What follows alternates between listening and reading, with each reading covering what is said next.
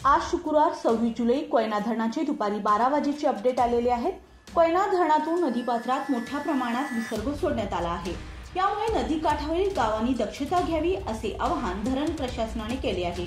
कोयना धरणामध्ये किती आवक येत आहे, तसेच कोयना धरणातून किती पाणीसाठा जमा झाला आहे, याशिवाय कोयना धरणातून किती विसर्ग सोडला जात आहे, हे आपण या व्हिडिओच्या माध्यमातून जाणून घेऊयात। त्याआधी मंडळी, जर तुम्ही आमच्या हॅलो बळीराजा या चॅनलला सबस्क्राइब केला नसाल तर नक्की सबस्क्राइब करा, जेणेकरून आमची अपडेट तुम्हाला लवकर मिळतील।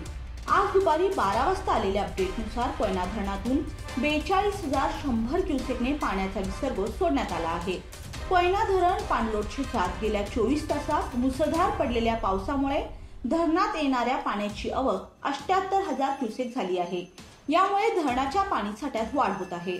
धरणाचा पाणीसाठा 81 टीएमसी झाला आहे, तर धरणाची जलपातळी नियंत्रित करण्यासाठी धरणातून 32,000 क्युसेकचा पाण्याचा विसर्ग सुरू असला तरी धरणाच्या जलपातळीत वाढ होत असल्याने धरणातून सोडण्यात येणाऱ्या पाण्यात 12 वाजता वाढ करण्यात आली आहे। धरणातून नदीपात्रात 30,000 वरून 40,000 क्युसेकने पाणी सोडण्यात आले आहे।